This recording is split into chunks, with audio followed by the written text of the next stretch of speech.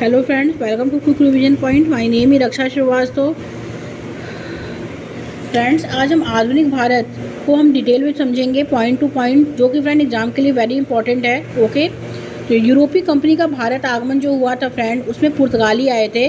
पुर्तगाली कौन थे? पुर्तगाली जो थे फ्रेंड, वो वास्को डी गामा पहला यूरोपीय व्यापारी था। ओके, वास्को डी गामा जो था फ्रेंड, वो पहला यूरोपीय व्यापारी था जिसने भारत के समुद्री मार्ग की खोज की, और वह 1498 ईस्वी में कालीकट के समुद्र तट पर उतरा।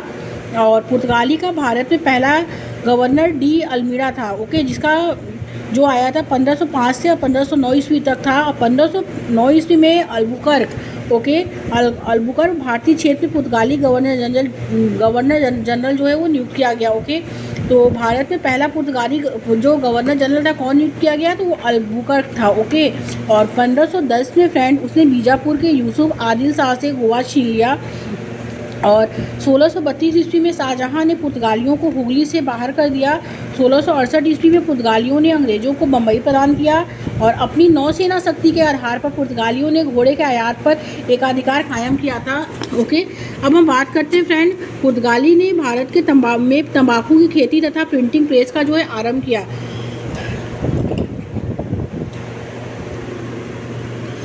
पुर्तगाली 1961 ईस्वी तक भारत में रहे, तब उन्होंने गोवा को स्वतंत्र किया, और पुर्तगालियों ने अपनी पहली व्यापारिक कोठी कोचीन में खोली। अब हम बात करते हैं फ्रेंड डच कौन थे?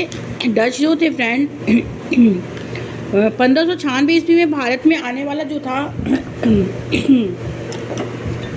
आने वाला प्रथम जो था डच नागरिक था, जिसे कॉर्नेलिस ड हस्तमान कहा जाता है। 1602 ईस्वी में United East India Company of the Netherland अस्तित्व में आया, और 1605 ईस्वी में डच कंपनी ने मछलीपट्टनम में अपनी पहली फैक्ट्री स्थापित की।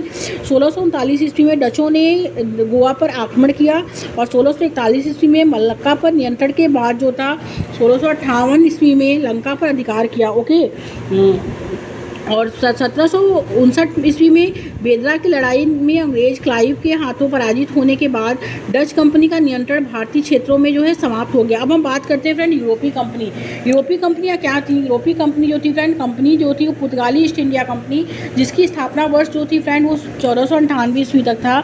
अंग्रेजी ईस्ट इंडिया कंपनी का स्थापना वर्ष 1600 ईस्वी तक था। डच ईस्ट इंडिया कंपनी का स्थापना वर्ष 1602 ईस्वी तक था।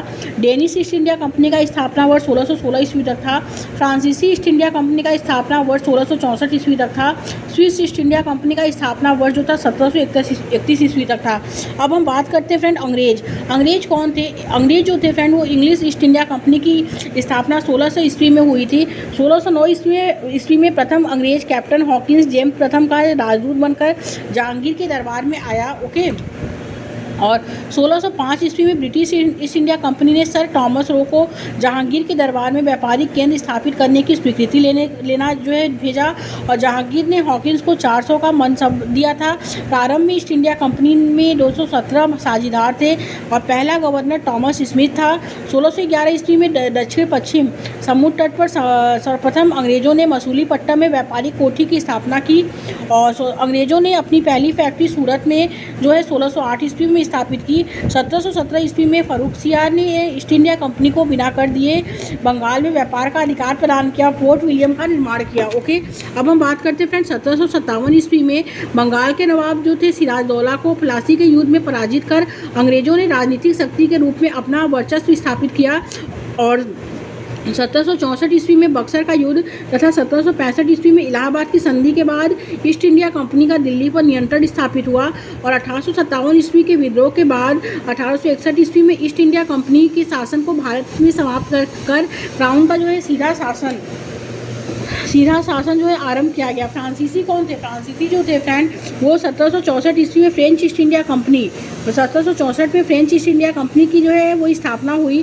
1668 ईस्वी में भारत में फ्रांसीसियों की प्रथम कोठी सूरत में फेको कैरो के द्वारा जो स्थापित की गई थी। ओके, अब हम बात करते हैं 1772 ईस्वी। 1742 ईस्वी जो था फ्रेंड, 1742 ईस्वी में डुप्ले भारत में फ्रेंच गवर्नर जनरल बना और लंबे समय तक भारत में अपने नियंत्रण के लिए अंग्रेज तथा फ्रांसीसी संघर्षरत रहे। 1760 में सर आयरकूट के नेतृत्व में अंग्रेजों ने वांडीवास के युद्ध में फ्रांसीसियों को हराया और 1956 ईस्वी में फ्रांस को पुडुचेरी, नगर हवेली तथा माहे से अपना अधिकार छोड़ना पड़ा।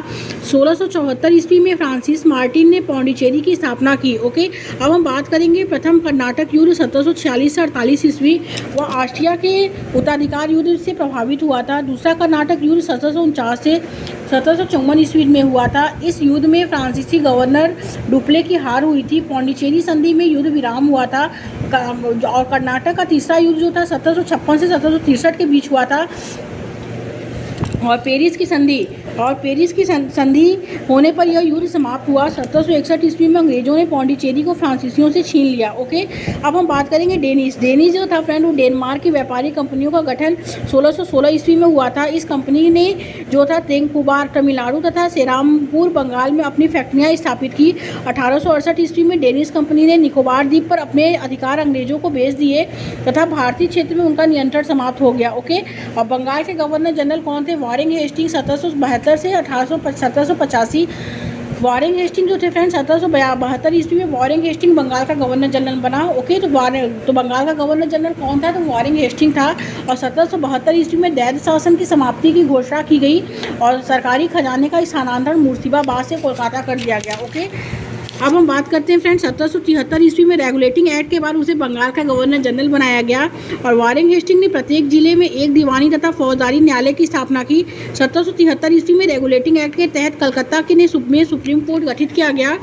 वारेन हेस्टिंग ने 1781 ईस्वी में मुस्लिम शिक्षा को बढ़ावा देने के लिए एक मदरसा कलकत्ता में स्थापित किया और 1972 में जोनाथन डंकन ने बनारस में संस्कृत महाविद्यालय की स्थापना की। 1784 ईस्वी में विलियम जोन्स ने दी एशियाटिक सोसाइटी ऑफ बंगाल की स्थापना की।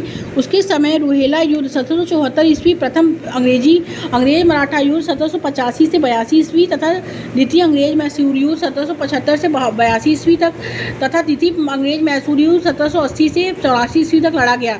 पिट्स इंडिया एक्ट के विरोध में उस पर महाभियोग चलाया गया। इस महाभियोग पर 7 साल तक चर्चा होती रही। अंततः उसे दोष मुक्त कर दिया गया। अंग्रेज की गीता के अंग्रेजी अनुवादक विलियम विल्किंस को हेस्टिंग ने आश्रय प्रदान कर दिया और हेस्टिंग ने मुगल सम्राट को मिलने वाली 26 लाख रुपए की वार्षिक पेंशन बंद करवा दी और इसी के काल में बोर्ड ऑफ रेवेन्यू की स्थापना हुई। ओके, अब हम बात करते हैं लॉर्ड कॉर्नवालिस कौन था? लॉर्ड कॉर्नवालिस जो आया था फ्रेंड वो 1786 से 1793 ईस्वी तक था और लॉर्ड कॉर्नवालिस 1786 ईस्वी में बंगाल का गवर्नर जनरल बना।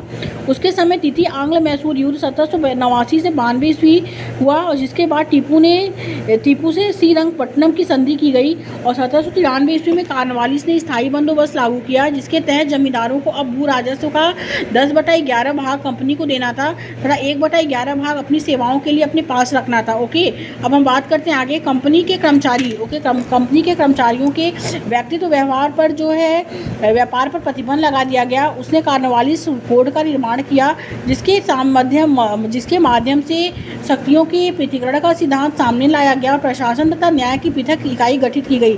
कॉर्नवालिस को प्रशासनिक सेवा का जनक कहा जाता है। उसने पुलिस अधिकारियों की नियुक्ति की तथा पुलिस थाने बनवाए और कॉर्नवालिस को भारत में नागरिक सेवा का जनक माना जाता है। ओके, अब बात करते हैं सर जॉन सोर कौन थे? 1793 से 1798 ईस्वी। 1793 ईस्वी में सर जॉन सोर बंगाल का गवर्नर जनरल बना। इसी के शासनकाल में चार्टर अधिनियम जो था पारित किया गया था और उसने तटस्थता तथा हस्तक्षेप की नीति अपनाई। और लॉर्ड वेलेस्ली कौन था? लॉर्ड वेलेस्ली जो था फ्रेंड वो 1798 से 1805 ईस्वी तक था। टीपू सुल्तान के साथ चौथा आंग्ल मैसूर युद्ध 1799 ईस्वी में लॉर्ड वेलेस्ली के समय में हुआ था। इस युद्ध में टीपू सुल्तान मारा गया और लॉर्ड वेलेस्ली ने सहायक संधि की नीति अपनाई। ओके, अब हम बात करेंगे सहायक संधि। इस संधि के तहत भारतीय रियासतों को ईस्ट इंडिया कंपनी के प्रभुत्व को स्वीकार करना पड़ा और उन्हें कंपनी की एक सैन्य टुकड़ी अपने राज्य में रखनी होती थी।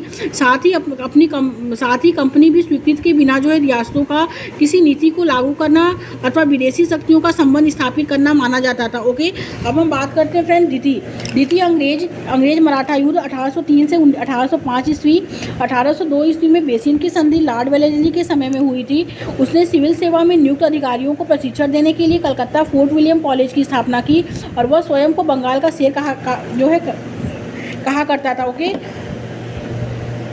अब बात करेंगे सर जॉर्ज बार्लो 1805 से 1807 ईस्वी। ओके, तो ये था फ्रेंड जॉर्ज बार्लो का 1805 ईस्वी में बंगाल का गवर्नर जनरल बना। उनके शासनकाल में 1807 ईस्वी में फ्रेंड जो है व्यापार पर रोक लगा दी गई और इसके शासनकाल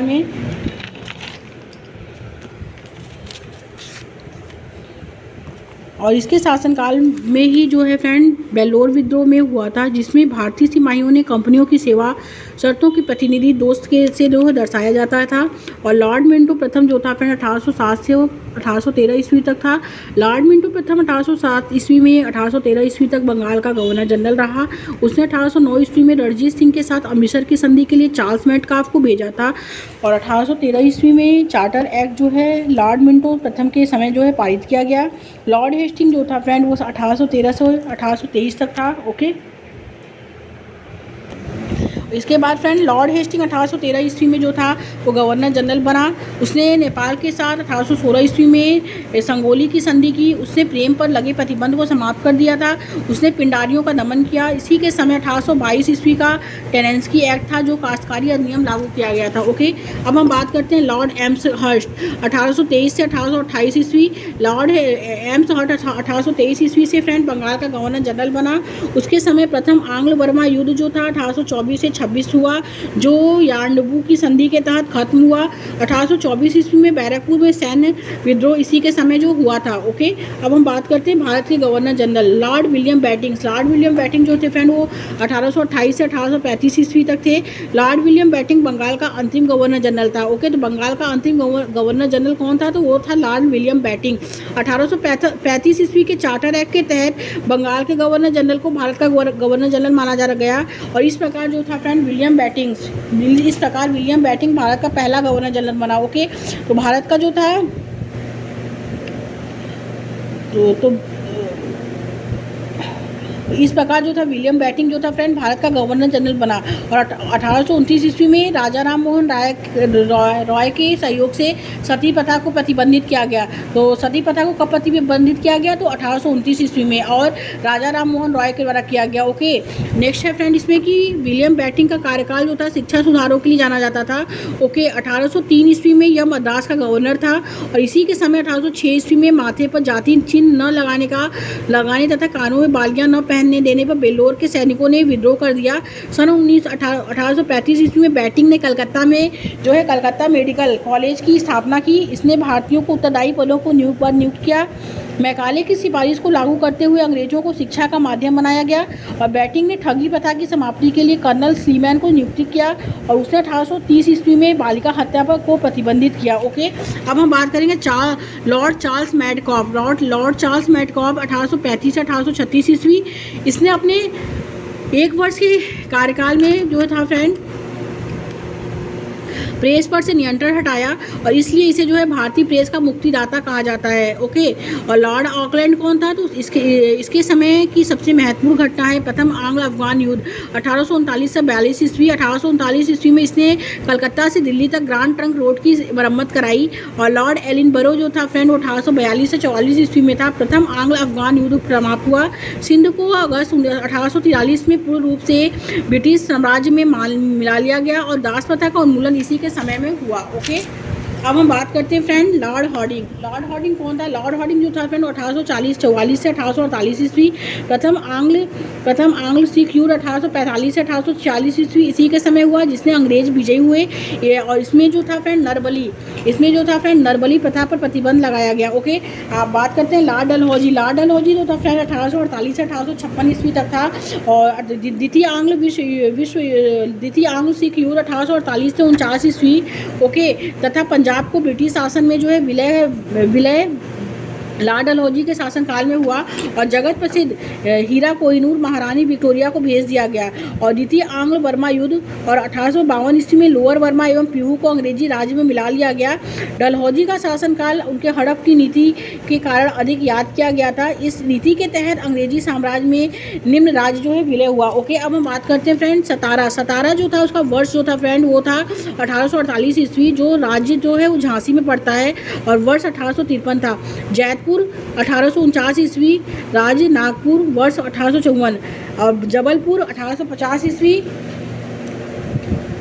राज्य करौली एंड वर्ष 1856 ईस्वी, उदयपुर 1852 ईस्वी, राज्य अवधपुर कुशासन के आरोप एंड वर्ष 1856 ईस्वी।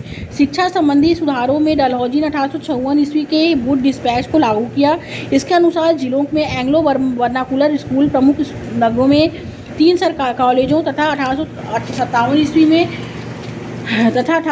ईस्वी में तीनों प्रेसिडेंसियों कलकत्ता, मद्रास एवं बम्बई में एक एक विश्वविद्यालय स्थापित किए गए। रुड़की का इंजीनियरिंग कॉलेज इसी समय का है। ओके, अब हम बात करते हैं डलहौजी के समय भारत में रेलवे परिवहन टेलीग्राफ लाइन का आरंभ हुआ और इसी समय भारत में पहली बार 16 अप्रैल 1853 में बम्बई से थाईलैंड के बीच जो है प्रथम रेल चलाई गई। ओके, और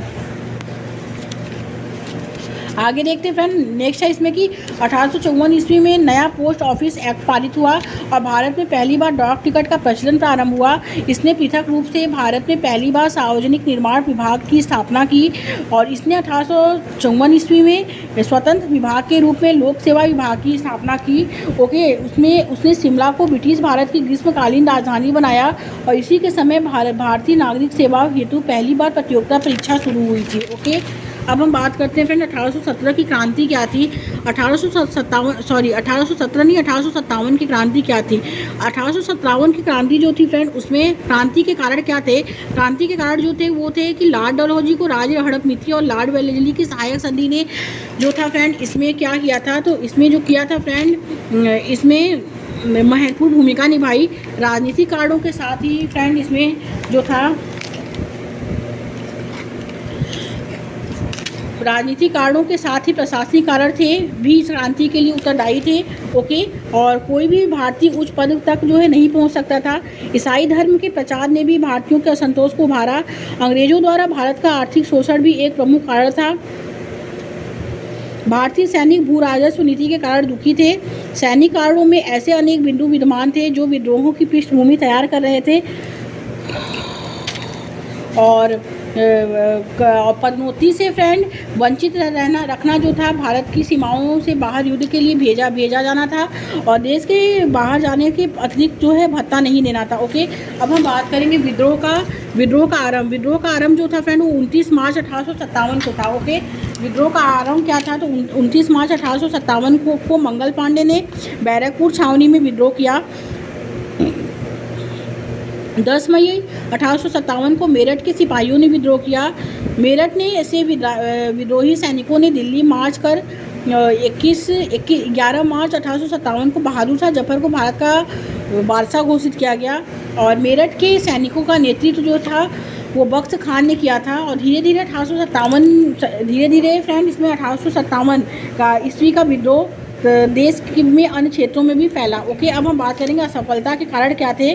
उसके असफलता के कारण जो थे फ्रेंड वो थे विद्रोहियों में नेतृत्व की कमी थी, संगठन तथा एकता का अभाव था। ग्वालियर के सिंधिया, इंदौर के होलकर, हैदराबाद के निजाम आदि राजाओं ने अंग्रेजों का खुलकर साथ दिया था। ओके, अब हम बात करेंगे भारत के वायसराय कौन थे। भारत के वायसराय जो थे फ्रेंड वो लॉर्ड कैनिंग थे। ओके, जिसका समय था वो 1856 से 1867 ईस्वी और यह भारत में कंपनी द्वारा जो थे फ्रेंड नियुक्त और अंतिम गवर्नर जनरल तथा ब्रिटिश सम्राट के अधीन नियुक्त भारत का प्रथम वायसराय था। ओके, तो ये कौन थे, ये गवर्नर जनरल भी थे और ब्रिटिश सम्राट के भारत के प्रथम वायसराय भी थे। Okay, Lord Canning. और इनके समय में सबसे महत्वपूर्ण घटना थी कि 1857 का ईस्वी का ऐतिहासिक विद्रोह और 1857 ईस्वी के विद्रोह के बाद प्रशासनिक सुधार के अंतर्गत फ्रेंड इसमें भारत का शासन शासन जो था फ्रेंड वो कंपनी के हाथों से सीधे ब्रिटिश क्राउन से अपने नियंत्रण में ले लिया गया। और कैनिंग के समय इंडियन हाई कोर्ट एक्ट पारित हुआ और जिसके द्वारा बम्बई, कलकत्ता तथा मद्रास में जो है फ्रेंड एक उच्च न्यायालय की स्थापना की गई। और कैनिंग के समय में ही 1856 ईस्वी में पुनः विवाह अधिनियम पारित किया गया। मैकाले द्वारा प्रारूपित दंड संहिता को 1858 ईस्वी में कानून बना दिया गया। ओके, और 1859 ईस्वी में जो है अपराध विधान संहिता लागू की गई। और व्ययपरक सिद्धांत जो था फ्रेंड यानी राज्य विलय नीति को समाप्त कर दिया गया। और 1861 ईस्वी में इंडियन काउंसिल एक्ट पारित हुआ तथा पोर्टफोलियो प्रणाली लागू की गई। ओके, अब हम बात करेंगे सर जॉन लॉरेंस 1863 से 1869 ईस्वी। ओके, जिसमें फ्रेंड एल्गिन के बाद 1863 ईस्वी में जॉन लॉरेंस भारत का वायसराय बनकर आया, जिसके समय में भूटान का महत्वपूर्ण युद्ध हुआ। और लॉरेंस के समय फ्रेंड 1866 ईस्वी में उड़ीसा, बुंदेलखंड एवं राजपुताना में भी भीषण अकाल पड़ा। ओके,